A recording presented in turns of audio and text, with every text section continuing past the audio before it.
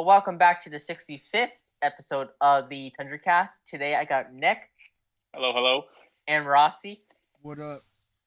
And in today's episode, we got the Athletic's Scott Wheeler to talk about this year's draft class. And now, editor's note, and yes, we didn't film this intro before the podcast. It was a great interview. I'm gonna leave it at that. It was a great interview. Just a lot of internet connection. So if there's some weird editing, it's not me. If you want to blame it on me, go ahead. Blame it on him, because then for once it won't be me being blamed. Yeah, there's a lot of issues. So we tried the best we could, but it was a great listen. So just have fun. All right, so obviously the first question, Scott, is what made you decide to start analyzing the drafts and prospects around the league? Oh, that goes back years. I have always been fascinated by systems and tactics and that side of the game, the coaching side of the game. So I did a little bit of that, just not a ton, but a little bit of that in high school. I actually coached my high school hockey team. I had some pretty serious concussions when I played myself. And wasn't able to sort of play on the team kind of thing. And then the coach knew that it was something that I would be interested in, and did produce some OHL players and NCAA players. So got to work with some really high level hockey players at that age. And then from there, it was just sort of a natural thing. I mean, I've studied the game all my life. I knew I wanted to get into the writing side of things, and that journalism was my passion, and was a natural writer, and was always planning to go to journalism school. And then once I was in journalism school, I knew that being from Toronto, I knew just covering the Leafs is such a crowded market, and I wanted to be able to carve out a niche for myself somewhere else. And I got lucky, because in Ottawa, you've got the Ottawa 60. I went to university in Ottawa, and in Ottawa, you've got the Ottawa 67s, obviously right there. And then 5 minutes away, you've also got the Gatineau Olympiques. So it just worked out. I had access to the Q and the O, and it just became a passion project of mine, where I started at Future Considerations and McKean's Hockey, just kind of working for the public scouting services as an OHL, QMJHL guy, and just grinded from there to the role that I'm in now, which I've been in for 5 years at the Athletic, doing it full time, obviously. So right, it's kind of been a work in progress. Yeah. I guess that kind of answered my next question. My next question was going to be, how did you get started at the Athletic? How did that come up? Oh, that was also a little bit of luck. I'd done a lot of writing, and I'd established myself as a presence online, at least, throughout university. I worked for the PGA Tour and the Toronto Star and the Globe and Mail and the National Post, and done a bunch of writing at SB Nation on their Leafs side with PPP. So I'd done writing, and I had relationships with people, and I covered the Marlies and the Leafs a little bit, just freelancing stories and that kind of a thing while I was in school. I would come back on my reading weeks, and I would cover Marlies games, and I would come back after my university was over, and hop into covering the Marlies playoff runs of the day when they were competing for Memorial Cups. So all of that had sort of happened organically. And then by chance, I was sitting next to James Myrtle, who I'm sure you guys are all familiar with, my boss at the Athletic now. And I was sitting next to him at the Centennial Classic when the Leafs played the Red Wings in the outdoor game at BMO Field in Toronto. And the Athletic had launched, that would have been January, obviously, because that's when those games happened. And the Athletic had launched in Toronto, I think in October or November, so just a couple of months earlier. And they built up their staff of Leafs and Jays and Raptors writers, and they had a couple of editors, but they needed a lot of help editing at the time. I was still in fourth year university, but Myrtle just happened to be the guy who was assigned the seat next to me in the press box, and literally just turned to me midway through the game and said, "Hey, if you want to do some freelancing for us, come work on the editing desk 3 nights a week if you can, and you can do that while you finish school. And then if your freelancing stuff does well, and the pitches that you give us and the stories that you tell for us do well, then maybe we can hire you in the summer," kind of thing. So that's exactly what ended up happening. I wrote probably, 10 or 15 stories for the Athletic from January until when I graduated, and then did 3 nights a week, just 7 to midnight on the editing desk, editing the stories that would come in. and then those stories performed well, and he ended up offering me the job. So Cool. early on, it was just covering the Leafs. It was covering the Leafs and the Marlies. My first but year and a half of my 5 years at the Athletic was just covering the Leafs and the Marlies and doing road games and sort of sharing the beat with Myrtle and Jonas, and then transition into the job that I'm in now, which I've been in for 3.5, 4 years here. Referring to the World Juniors, last World Juniors, the 2022 World Juniors, sort of came to a really abrupt and sort of tragic end. What's your thoughts on it? And do you have an underdog or favorite team to win the next World Juniors? Oh, it's a good question. I think Canada is the favorite. It's going to be a good tournament, though. I was surprised by the strength of this Swedish roster. I was actually a little bit surprised that they got both Simon Edvinsson and William Eklund back. They've already announced their preliminary roster, the Swedes have, for August. So I'm excited to get out to Edmonton. And I was in Edmonton, obviously, for the canceled tournament, and was as disappointed as anyone to have to cancel my hotel and rebook my flights and sort of turn around and come home and not be able to finish it. So it was disappointing, but now I think we're in a much better spot with the pandemic, and I think everybody's excited to get back out to Edmonton and pull it off. And certainly the players, it's for them at this point. I don't think it's going to have the same feel amongst fans. I don't think it's going to have the same feel on TV as it does over the holidays, but it will feel the same for the players, and they want it. So I'm excited to get back out there. Canada's the favorite. They're always the favorite. I don't expect that Canada will have the roster that they had, at least not a roster as strong as the one that they had in December. They're not likely going to have Owen Power, Cole Perfetti. The guys who are going to make their NHL clubs are not likely to be loaned to them. So the team is going to be a little bit weaker than your typical World Junior team, but it's going to be very strong. And then the American team looks like a lot of fun. They just announced their camp roster about a week and a half ago now. It's going to be a fun team. But again, they're probably not going to have Jake Sanderson. They're not going to have some of the guys that are NHL bound. So a little bit trickier that way. But as far as underdogs, there tend not to be in this tournament anymore. I mean, the Slovaks have a really strong age group coming with Slavkovsky and Nemetz, but I expect that those guys will be at their best for this winter's tournament in Halifax rather than the summer one in August, just because of the age window that they'll be in. And that assumes that Slavkovsky's even made available for the Halifax tournament. He may be in the NHL. So there isn't an underdog would probably be my answer. I think you're going to see a Canada-USA final or a Canada-Sweden final, that kind of a thing, especially with the Russians out. It also waters it down a bit. Yeah. So speaking about the Russians, Daniil Yurov, I saw a tweet a couple of weeks ago concerning his ice time. I think in his last 16 KHL games, he only had 7 combined minutes of ice, and it's 22 seconds per game. Would something like that affect his draft stock? No, I would be inclined to say. I mean, certainly it doesn't help his draft stock when you're sitting on the bench and you're playing a few minutes a night if you're lucky. But the advantage that Yurov has is that he's a late 03. So he's a kid who's been around a year longer in many cases, or at least on the international scene, a year longer than most other players his age. While this 2004 age group was playing in U18s, he'd played the year prior with the 2003 age group. So he's been around. He was in the MHL playing at the junior level earlier than a lot of these kids, a lot of the Russian kids who are eligible this year. So he's almost got a larger track record, despite having lost much of this season to, as you mentioned, just kind of basically sitting on the bench in the KHL. He's been around a while. People are very familiar with his game. And I think there's a pretty strong consensus that he's a legit prospect. He's not a polarizing player.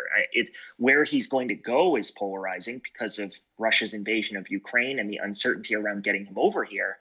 But the actual nuts and bolts of the player, if the invasion of Ukraine weren't happening, is a pretty strong consensus. He's a beloved player amongst NHL scouts. So I still expect him to go very high. He's not going to go top 10 where he should go on talent, but he's going to be gone in the teens or early 20s. I would almost be certain of it. So I'm a big fan of Urov. He's the power finesse winger that every team wants.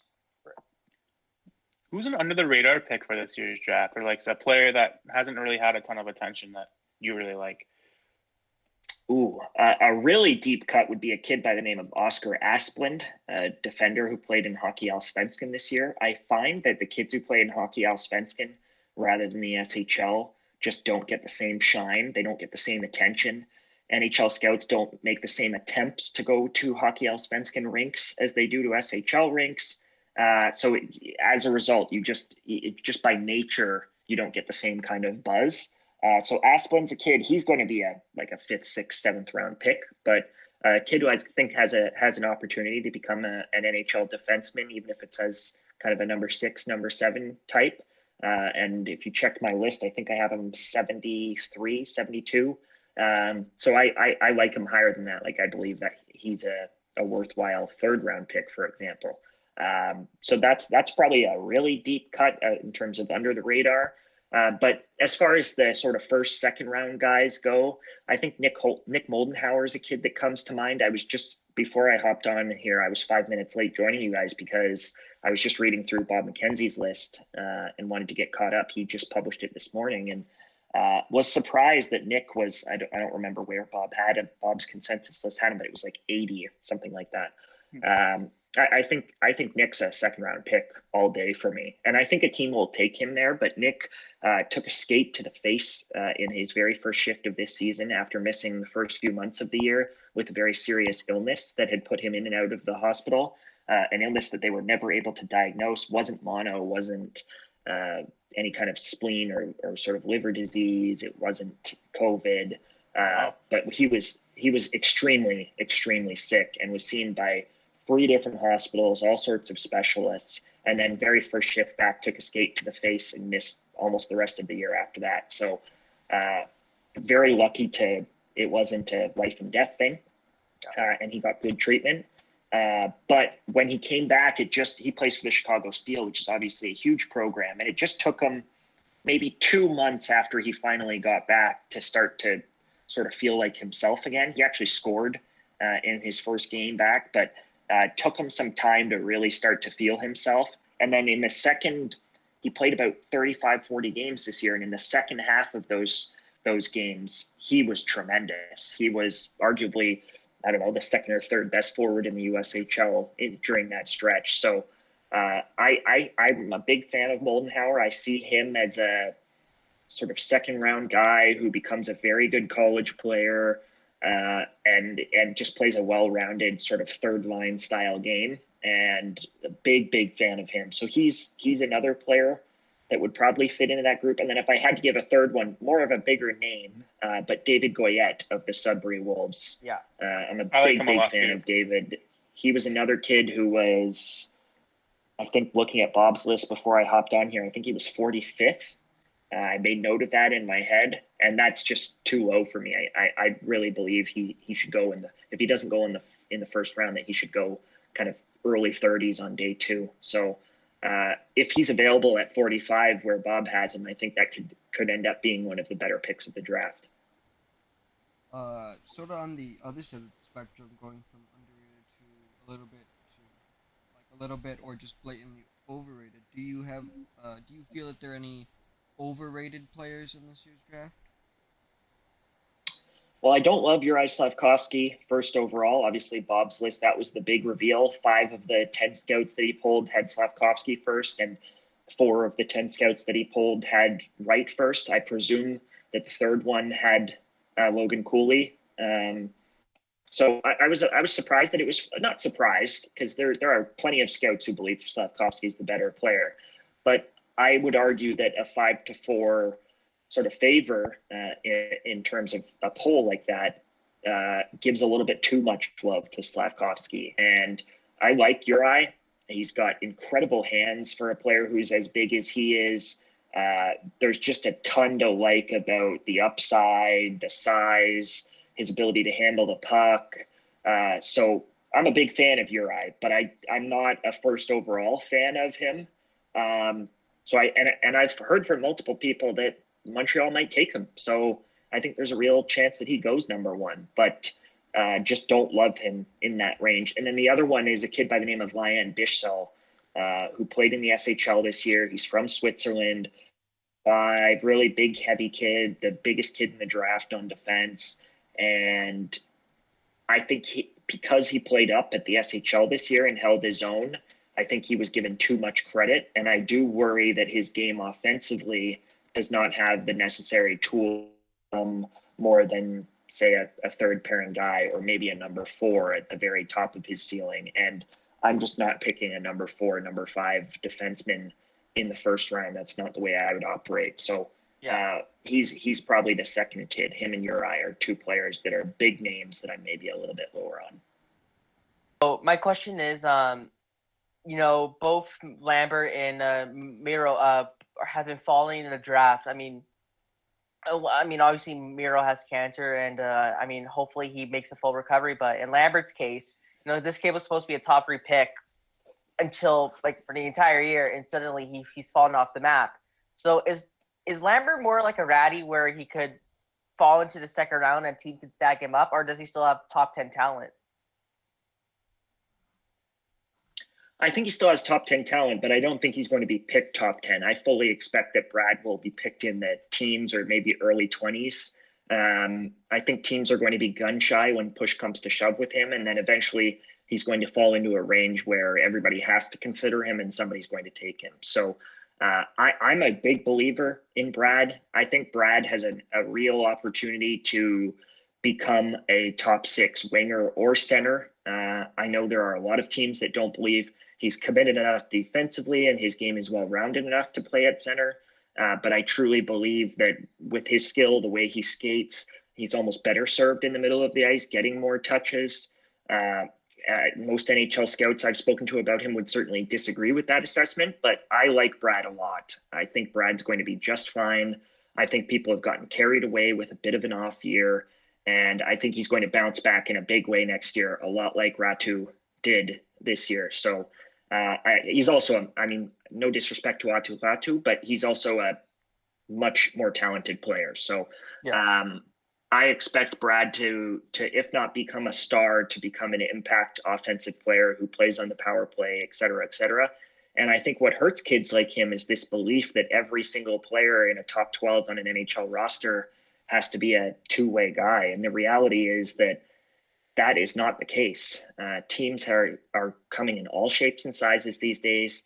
And you can absolutely play a kid like Brad in your top 6 and play him with 2 other players who maybe look that way, that sort of desired way that you want. And you can have an extremely successful line composition building a team that way. So I think he's going to be fine. I fully expect Brad to produce next year wherever he is. I spoke with him recently and on the phone for almost half an hour, and he didn't tip his hat. He doesn't seem sure. He doesn't have a contract in Liga that extends into next year. His deal with the Pelicans expired at the end of the season.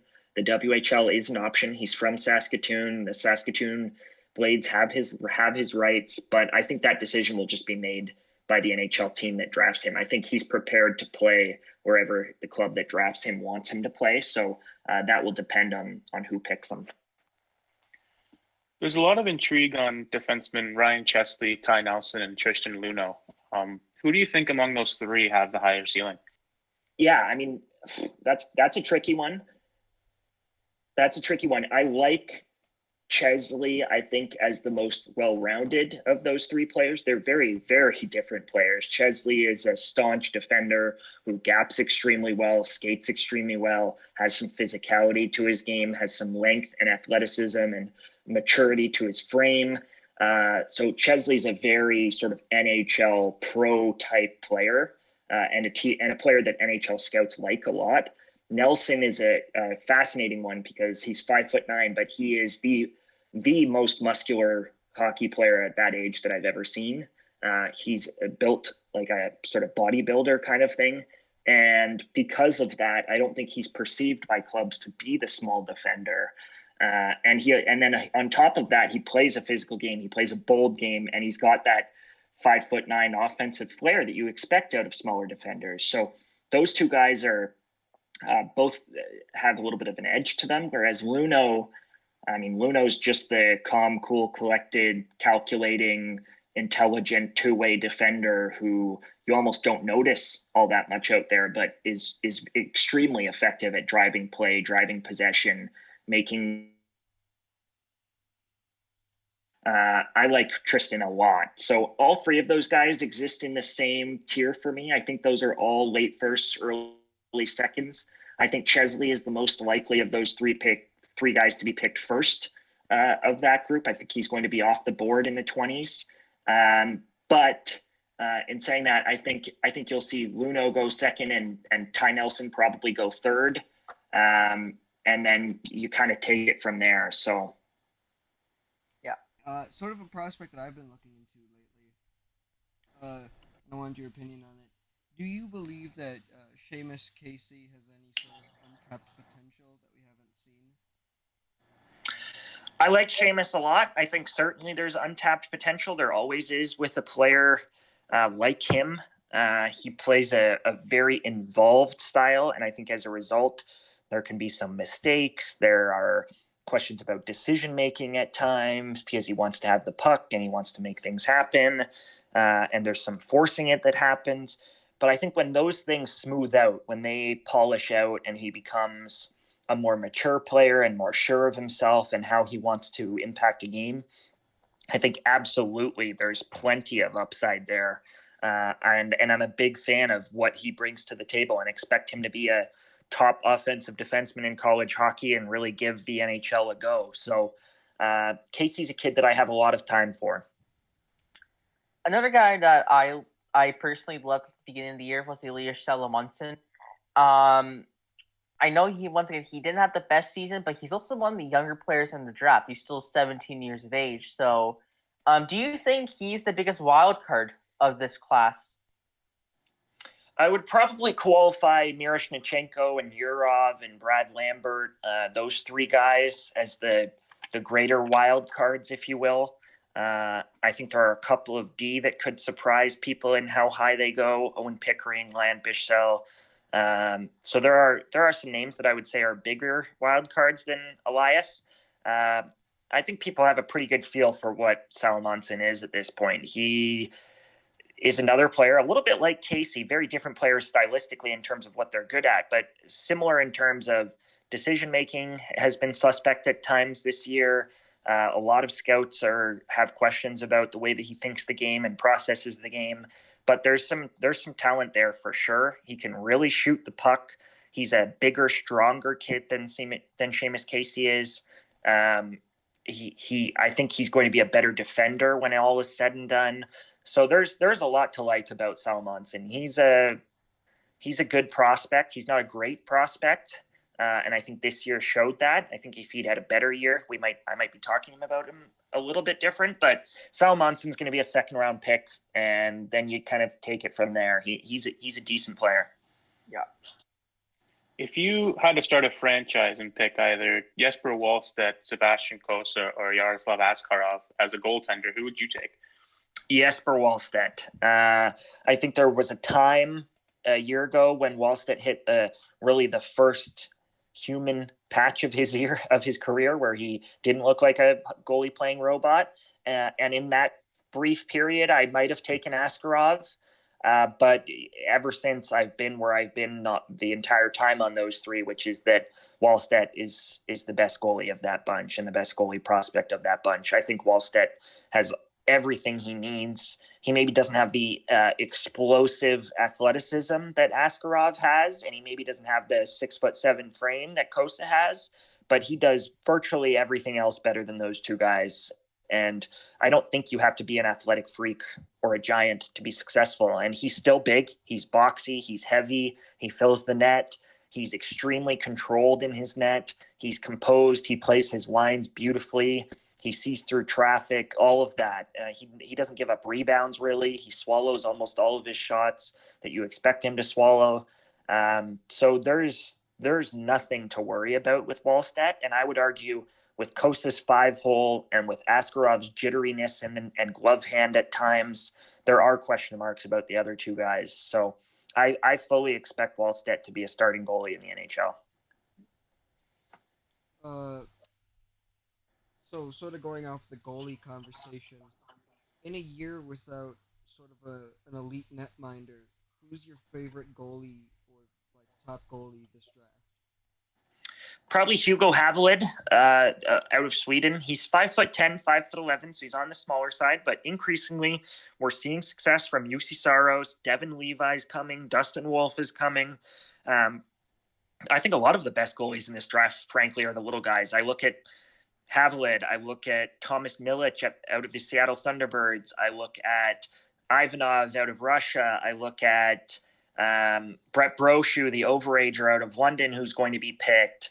I like the smaller goalies in this draft. I think they've been the better performers, and I'm a big fan in particular of Havelid. I think Havelid is going to be an NHL goalie. I'm not sure whether he'll be a starter, but I would not be surprised if he's the best goalie to come out of this draft. And all he does is stop the puck. He's extremely athletic, but also sort of extremely composed in his net. There's not a lot of wasted movement. He's not flying around and spinning around, which some goalies can end up in trouble doing because they have to move more than bigger goalies. So I'm a big fan of Havled and what he offers. I fully expect in North America. Jordan Dumais of the Halifax Moosehead seems to put up the numbers, but why is he ranked so low on so many draft boards? Is it purely size, or is there just a lot of question marks around him? Size is a big piece of it. He's 5'8", 5'9", but on top of that, a bit of an awkward skater. When you watch him skate, there's some hitches in his stride, and it just kind of looks clumsy. And anytime there's a player who's small and can't move like you expect a small player to move, that raises questions. But my argument, and the argument that staff in Halifax would make and have made to me and others all year, is that he does everything else at such a high level. He's a very competitive player. He's a very well-rounded player. He wins all of his races. He led that team in takeaways, which is a clear sign, I would argue, that the size isn't an issue in terms of getting into battles, winning pucks back, all of that. And then he's extremely talented with the puck on his stick. He can play off the puck as a shooter. He can play on it as a playmaker. He can carry it. He can play give and go. There's a lot to like about the offensive game. And I love the will to sort of go get pucks as well. He's not shy. I mean, he's not physical per se, but he's in the mix. He's involved. And I think those are the small guys that tend to be really successful. And then obviously the statistical profile speaks for itself. It screams first or second round pick. So we'll see. It's going to be interesting. I think he might go third round, but I think there's also a very good chance that there's one or two teams that really like him and that he goes in the second round. And I think that's where he belongs. On the size topic, do you think teams should focus less on size and more on talent? I mean, we've seen guys like Dylan Duke and Ty Tulio in the past few years fall because they're not 6'1". Yeah, I mean, look no further than last year. The biggest riser in last year's draft, if you were to do a do-over today, would be Olin Zellweger of the Everett Silvertips. He had a tremendous year and was arguably the best defenseman in the WHL this season. So it's still happening. Teams are still making those mistakes. I think it's still an area where teams can take advantage and find some market inefficiencies and sort of quote-unquote win the war relative to other teams. But I do think it's getting better. It's not as present as it used to be. I think now teams certainly care more about size on defense than at forward. Teams still believe, and I think they have every right to believe, that that you need to have a long defense to win in the NHL. That's certainly what the Tampa Bay Lightning have gone after. It's certainly what the St. Louis Blues had when they won their Stanley Cup. But in saying that, the teams that are finding the Jared Spurgeons and the Sam Girards, those teams are also tapping into value that other teams are ignoring. So, I mean, I'm typically very high on the talented mobile defenders who can possess the puck and drive play. And oftentimes those guys are smaller, and I'm okay with that. I like Seamus Casey and Lane Hudson in this draft, for example. I like Denton Matachuk in this draft, and Matachuk's not small. He's 5'11", 6 foot, but to some folks in NHL circles, that is small. And it's the reason that people are going to take Kevin Korchinski before they take Denton Mateychuk. So there's definitely still a lot of it, but I think with forwards, teams are now most teams at least are pretty comfortable taking the little guy who can fill the net. And I don't think we're going to see a player of the caliber of Alex DeBrincat fall to the second round anytime soon. If you have any, who are some names to watch in the 2023 draft other than the obvious, Bedard, Michkov, and Dvorsky? Sorry if I butchered that pronunciation. Is there someone that maybe you've noticed that not a lot of people are talking about? Oh, that's a good question. I really like Cam Allen, the defenseman out of the Guelph Storm. It's, as I mentioned earlier, the crop of D in next year's draft is really thin. And as a result, I think Cam, who is perceived to, if not be the best defender in that class, then maybe the second or third best defender in that class, he's probably going to go quite high because of it. But in saying that, I still don't think he's viewed quite in the light that maybe he should be. He's not the biggest defender either, so it'll be interesting to see the conversation around him develop over the course of next season. But he is an extremely, extremely athletic, strong kid for his size. And I think teams also recognize that and are excited about that relative to his actual listed height, right? So he plays a very sturdy game. And I think teams are going to be drawn to him. He plays in the OHL. Those kids get a lot of attention. It's almost impossible to fly under the radar if you're a top player in the OHL. B, he is about to potentially today be named Rookie of the Year in the CHL. The Rookie of the Year award is going to be handed out today, and I think he's got a real opportunity to win it. So he's a kid that comes to mind. And then the other kid that I would point to is Matthew Wood of the Victoria Grizzlies in the BCHL. Matt is a star as far as I'm concerned. I think he is a brilliant player. I enjoyed watching him this year in the BCHL as much as any player that I watched at the junior A level this year, including players who were eligible for this year's draft.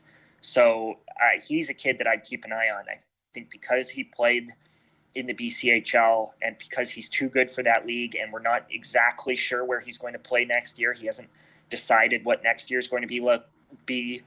He may play in the BCHL again. He may play in the USHL where he has already been drafted. So it'll be interesting. I wouldn't be shocked if he went to Sioux Falls, the team that drafted him into the USHL. So there's lots at play for him. But he's a long, lean, skinny kid with a ton of talent. And when he fills out that 6'3" frame of his, he's going to be a lot to handle because he can make plays all over the ice. I think we got time for one more question. So, I kind of want to touch on previous prospects. Trent Frederick, Riley Tufte, Elias Anderson. These are guys in the first round who, let's face it, haven't lived up to their potential yet. Were there any concerning trends with those guys at the time of their draft years? Certainly. I think Tufte was taken exclusively for this idea that he was a semi-talented 6'5" player, and because of that, the sky was the limit. I think scouts often sort of infer upside. They say, okay, if this kid is this, then he'll become this, and that's what the job is all about. Obviously, it's a projection game, but I think sometimes that can lose sight, especially with the big kids, of the understanding and the reality that players that big almost never become top players. Just in the same way that when you're 5'7", you are almost never going to become an NHL player. The same is true of the 5'6", 5'5" forwards. You can count on one hand the number of players that have ever been successful at that size in the NHL. There aren't many Brian Boyles. There aren't many Kevin Hayeses. So I think that was the mistake, is this belief that he's going to somehow become something that nobody else has ever become before him. And that often happens with the really big forwards. Just this hope that, oh my God, if he's talented and he can be big, he'll give our roster something that we don't have. And the reality is that in many cases, they never even make it to the roster. and then you've wasted a pick. So that I would be mindful of that, and I try to be mindful of that in my work, just understanding the odds. And that doesn't mean you don't project upside and that size doesn't matter. It absolutely does. But it's got to be a piece of the puzzle. You can't get carried away looking at it. Right. And that's about it for today. So thanks, Scott, for coming on. We'll certainly do this again someday. Hopefully with better internet connections. Yeah, hopefully next time everything cooperates with us. Yeah, thanks, guys. That's my bad. That's okay. That's not your fault. what happens in a hotel sometimes. Yeah, it happens. Yeah. Thanks, guys. Cheers. Enjoy the weekend coming up here. Thanks. You too. Well, thanks, guys, for watching this interview. It's been Scott Wheeler was a great guest. Really enjoyed talking to him, having his insight on the draft. So thanks, guys, for listening in, and we'll see you at the next one.